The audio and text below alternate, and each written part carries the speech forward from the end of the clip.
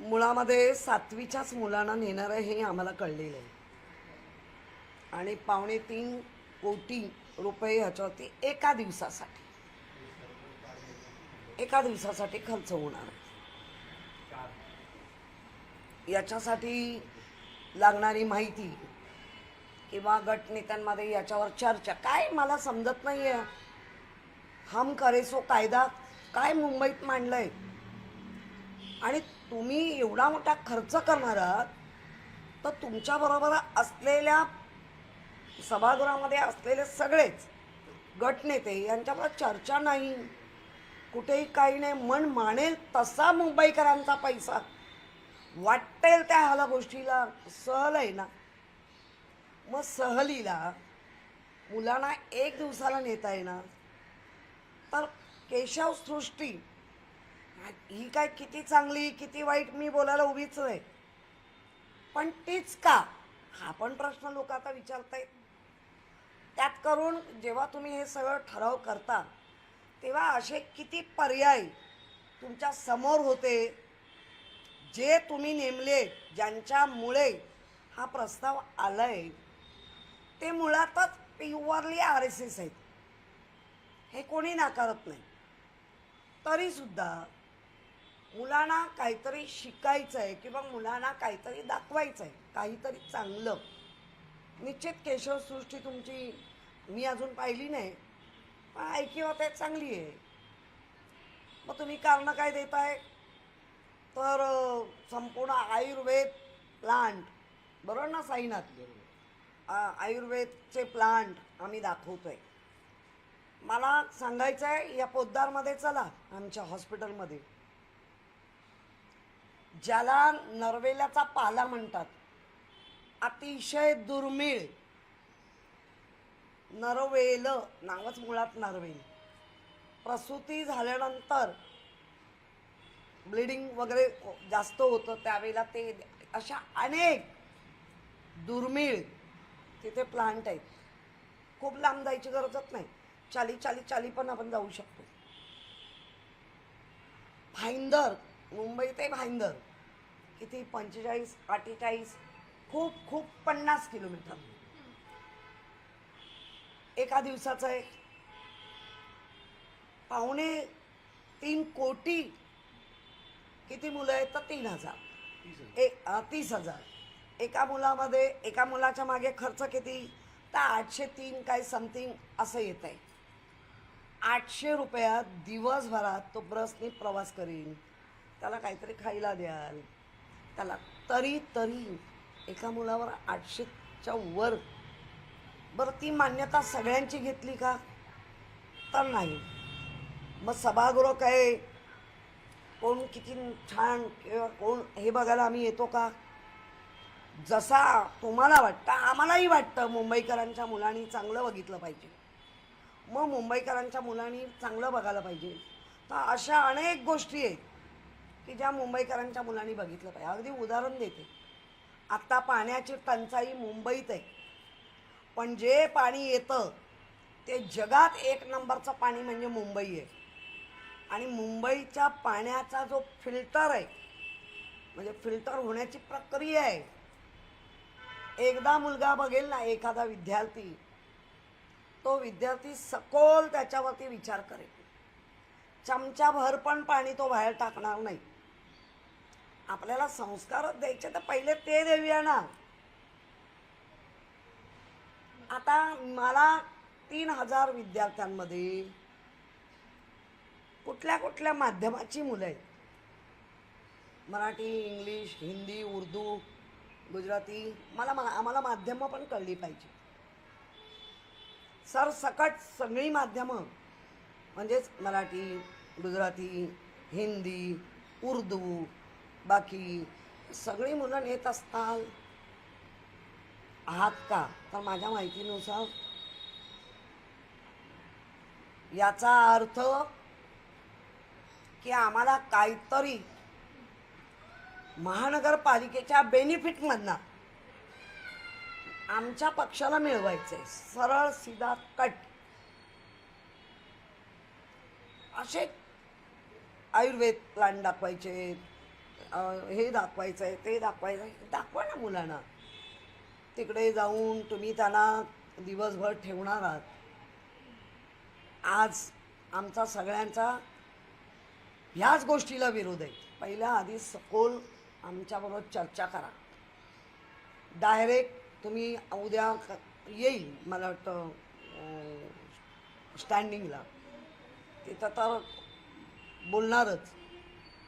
कारण याच्यावरच्या ना DMC आहेत ना, यांच्याबद्दल आता शंका यायला लागली आहे. ज्या DMC आहेत, मी नाव नाही घेणार त्यांचं, मग या DMCचं काम ना कुठल्या तरी पक्षाला पुरस्कृत करायचं. हा अशा DMC असतील तर ह्यांच्याबाबत अनेक अशा गोष्टी आहेत, ह्याच्यावर आयुक्त कारवाई करणार की नाही. एकीकडे आपण बघतोय की जेनझीज प्रत्येकाला खरं तर प्रत्येक राजकीय पक्ष जेनझीजसाठी तरुण मुलांसाठी खरं तर मैदानात उतरताना बघायला मिळत आहे. पण आता जेनझीज सोबत जेन अल्फाला देखील टार्गेट या निमित्तानं करतायत असं वाटतंय का? कारण सातवीतली मुलं आहेत, हेगडेवार यांच्या संदर्भातली खरं तर केशवसृष्टी आहे असं म्हटलं जातं. सर्टिफाईड पॉलिटिकल कोर्सेस त्या ठिकाणी देखील केले जातात. त्याच्यामुळे जेनझी आणि जेन अल्फा बनवण्याचा हा प्रयत्न वाटतो.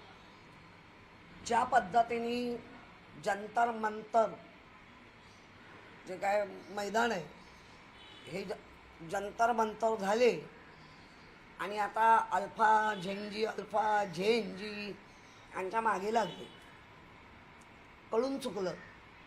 देश बदल रहा है, देश की हवा बदल रही है, आणि ती जर बदलायची नसेल तर झेंजी अल्फा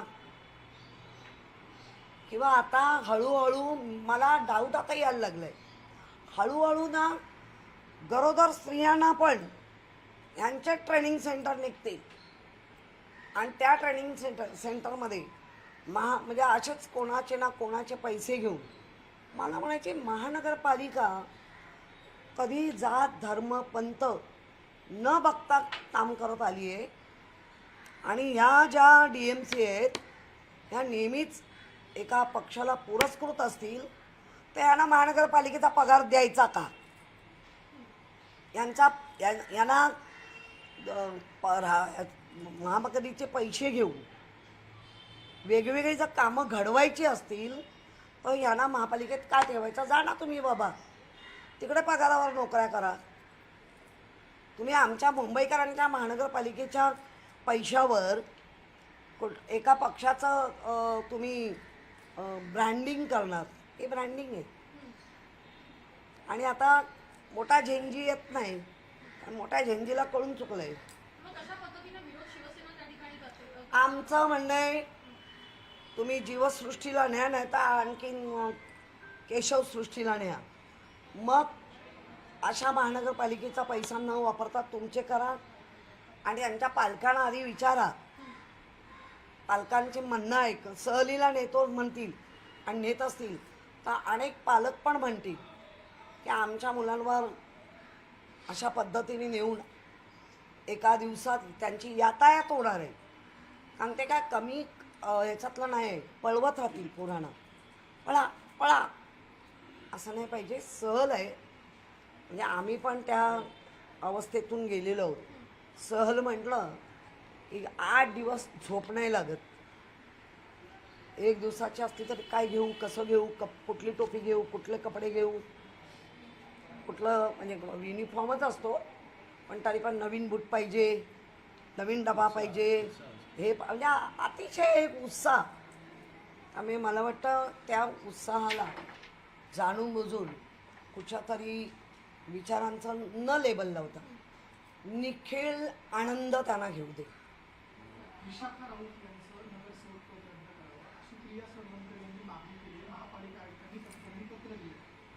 बघा ज्या पद्धतीने त्या कमिटीनी जात पडताळणीमध्ये जात खोटी नाही ठरवलंय हे आधी समजून घ्या. त्याच्यानंतर आलेला 22 ऑगस्ट 2025चा निकाल बघा, म्हणजे नियम आलेला नवीन. विशाखा राऊत ह्या लढवय्ये आहेत, त्या व्यवस्थित केस लढतील आणि जे 3 सदस्यांनी जो निकाल दिलाय तो अर्धा मुर्दा दिलाय हे त्या कोर्टात सिद्ध करते. पण मग याच्यामुळेच विरोधकांना टार्गेट केलं जातं असं सातत्यानं दिसून येत आहे का, असं वाटतंय का? कारण की एकीकडे जी खरं तर मान्यता रद्द केली आहे ती शिवसेनेच्या संदर्भात काही नगरसेवकांची आहे किंवा विरोधातल्या नगरसेवकांची आहे. टार्गेट केलं होतंय कोण? नाही, मुळामध्ये याच्यामध्ये अगदी दिल्ली टू गल्ली राजकारणच चाललंय. आपल्याला दिसतंय, बोलायचं काय. आणि ज्यांना अपेक्षित आहे म्हणजे प्रिया गुरव त्यांना अपेक्षित आहे की मला मिळालं पाहिजे. ते अपेक्षा असणं काय गुन्हा नाही, अपेक्षा असणं मान्य आहे. पण कायदाही बघू ना आपण. आत्ताच का आपण ठरवायचं. आणि विशाखा राऊतने आधी जाऊन देऊन आलेले आहेत त्या व्यवस्थित त्यांचं लढतायत आणि त्यांची जात खोटी आहे असं होणार नाही. कारण भाजपाच्या एक वरिष्ठ ज्या त्यांच्याच गावात लहानाच्या मोठ्या झाल्या त्यांच्या नात्यात आहे, त्यांची तीच जात आहे आणि त्यांनी तो पडताळा त्यांना दिला आहे. मी नाव नाही सांगणार. आणि त्या म्हणाल्या की विशाखा तुझी माझी एकच जात आहे, तुझा पंजोबा माझा हे होता, अशी काहीतरी जी वंशावळ आहे ती त्या देतील ना, त्या पण करतील. पण त्यांचं असं म्हणणं आहे की जे राजपत्र तुम्ही आता दिलेलं आहे ते राजपत्र आणि मुंबई महापालिकेचा जो ऍक्ट आहे तो वेगळा आहे, त्याचा आणि ह्याचा काही संबंध लागतोय का हे पडताळणी सुरू आहे. असं अमेय घोले म्हणतात की त्याचा काही फारसा संबंध येईल असं वाटत नाही आम्हाला म्हणून. नाही, ठीक आहे ना, अमेय घोले फार हुशार आहेत बाबा, प्रचंड अभ्यासू नेतृत्व आहे ना. त्यामुळे अमेय घोले बोले आणि अख्खा महानगरपालिका डोले. ओके. पण मग सातत्यानं असं नाही वाटत की दादरमध्ये म्हणजे महेश सावंत यांना देखील चॅलेंज करण्यात आलेलं आहे सुप्रीम कोर्टात सदा सरवणकर यांच्या विरुद्ध. दुसरीकडे विशाखा राऊत यांना देखील या निमित्तानं प्रश्न विचारण्यात आले, टार्गेट करण्यात आले. दादरचा बालेकिल्ला मिळवण्यासाठीचा हा कडाडा वाटतोय. दादरच काय, वरळी पण फक्त वरळीला काही लागत नाही आहे. वरळी तर पक्की हिटलिस्टवर आहे. आणि नुसतं वरळी नाही तर उद्धव बाळासाहेब ठाकरे हे संताजी धनाजी कसे दिसत होते तसे उद्धव बाळासाहेब ठाकरे, आदित्य उद्धव ठाकरे सारखे दिसत आहेत बाबा. आता तो आमचा प्रॉब्लेम नाही, तो त्यांचा प्रॉब्लेम आहे. दुसरीकडे एक वेगळा प्रश्न असा आहे की सातत्यानं कंत्राटदारांचं आंदोलन मुंबईमध्ये मोठ्या प्रमाणात होताना बघायला मिळत आहे. बिलं त्यांची थकवली गेलेली आहेत. एका कंत्राटदारांनी आत्महत्या केल्याचं देखील निष्पन्न झालेलं आहे. त्यांचं नाव आहे गजानन देवकाते. त्यांची बिलं जी आहेत ती अनेक वेळा खेपा मारूनही पुढे केली गेलेली नाही, त्यांना पैसे मिळालेले नाहीत. अखेर कंटाळून त्यांनी आत्महत्या केली. तुम्हाला आठवतंय का ज्यावेळेला या पक्षामध्ये फार मोठी, आमच्या पक्षामध्ये फार मोठा दरोडा झाला तेव्हा उद्धवजी बोलले होते की जे घालायला आलेत, जे घालून गेलेत ते पश्चाताप होणार. आज त्यांना असा पश्चाताप झालाय की इकडे पण वाजलं जात आहे, तिकडे पण वाजलं जात आहे. आणि कंत्राटदार आहेत ते तुमच्या जीवावर आधी काम केलेली आहे. तर मग नुसतं असं नाही वाजणार, मग असं पण वाजणार. त्यामुळे आहे लोक. पण मग कंत्राटदार जे आहेत ते वारंवार आंदोलनं करतात. नाही, देशाला कळून चुकलं ना की कंत्राटदार लॉबीला फसवून, कंत्राटदार लॉबीला वापरून हा जो काय सत्ता पलट झालाय तो आता मुंबईकर काय देशात कळत आहे. मैम, केशव सृष्टि के मुद्दे को लेकर जिस तरीके से महानगर पालिका ने फैसला लिया, अब न्यूट्रल लोकेशन पर ले जाना चाहिए, आरएसएस की विचारधारा बच्चों के मन में डालने का काम कर रहे हैं, और क्या कहेंगे? खुलेआम वही दिख रहा है. हमारे पक्ष का कुछ आइडियोलॉजी होती है. हमेशा बाला साहब पूछते थे, जैसे हमारा पक्ष है तो हम क्या कहते हैं कि अरे बाबा हमारा पक्ष मीन बाला साहब का पक्ष है. शरद चंद्र जी पवार का पक्ष है. उनको कोई पूछता है तुम्हारा पक्ष का बाप कौन है, हम कहते हैं शरद चंद्र जी पवार है. पूरे देश के पार्टी देखो, माँ है, बाप है, यहाँ तो पता ही नहीं चल रहा है कौन है. आरएसएस है या भाजपा की जो पुरखों की लिस्ट है, अब ये कांग्रेस बोलेंगे हमारे पंडित जवाहरलाल नेहरू, वहाँ से चालू होते वैसा वहाँ दिखता नहीं है। वहाँ एक ट्रेन यहाँ से आएगी, एक ट्रेन यहाँ से आएगी, कभी साथ चले कभी बिखर जाए, यही चल रहा है। और मुझे लगता है मुंबई महानगर पालिका का पैसा खुद के लिए यूज करना गलत है। और हम कल पूछेंगे, ये आयुक्त को पूछेंगे, वो जो डीएमसी है वो जो काम कर रही है वो एक पक्ष के लिए काम करती है, निपक्ष होके काम नहीं करते, ये हम आवाज उठाएंगे। क्या बच्चों के मन में जिस तरीके से आरएसएस की विचारधारा डालने का काम किया जा रहा है, आप लोग इसका विरोध करेंगे? ना, हम विरोध उसके लिए नहीं कर रहे। केशव सृष्टि क्यों? बच्चों का सहल है ना, तो बोलो ना एजुकेशन टूर है, और एजुकेशन भी टूर है। तो पहले आपने जो मुंबई महानगर पालिका कितनी सालों से, तो उनका जो कुछ बदलाव है वो पहला दिखाओ ना। पानी, जो पानी आता है आजकल मुंबई में पानी नहीं है, लेकिन पानी की जो फिल्टरेशन होता है वो कैसा होता है, कितनी बड़ी बिल्डिंग है, कितनी हजारों करोड़ की टूटी लगती है, तो वो दिखाओ ना। वो नहीं दिखाएंगे। अपनी विचारधारा ठूस ठूस के भरने का कुछ इंतजाम हो रहा है, ऐसा लग रहा है, हम विरोध करें। मैम, मालेगांव का एक मैटर सामने आया है जहाँ पर जो वहाँ की डेप्यूटी मेयर है उन्होंने पीछे टीपू सुल्तान की तस्वीर लगाई थी। विवाद पहले भी इसको लेकर गरमाया है, एक बार फिर से गरमा रहा है, क्या नहीं, वो मालेगांव का मुझे पता नहीं है, और मैं उसके ऊपर बोलना नहीं चाहती। लेकिन ताई, जिस तरह से टीपू सुल्तान जैसे जिसको देखो प्लीज़, वो विवाद में मालेगांव है, उधर के मालेगांव के लोगों ने करना चाहिए। यहाँ कोई ऐसी ये करेंगे तो हम उसका करारा जवाब देंगे। रक्षाबंधन का त्यौहार है, कीर्ति सेनन का एक विज्ञापन आया है जिसमें वह एक डॉगी को राखी बांध रही है। राहुल गांधी भी उनके समर्थन में आए हैं। कुछ लोगों का ये कहना है उनका जो कपड़े का पहनावा है और डॉगी को राखी बांध रही है वो उनका कहीं न कहीं कुछ लोग विरोध कर रहे हैं, तो उन्होंने उसको लेकर माफी भी मांगी है और राहुल गांधी ने कीर्ति सेन का समर्थन किया। इस विज्ञापन को लेकर क्या कहना चाहते हैं कीर्ति सेन? देखो, राखी एक पवित्र बंधन है। राखी का मतलब क्या है? रक्षा करो। रक्षा चलने वाला भी कोई अपनी रक्षा करता है तो वो भाई बन जाता है। रक्षा करो।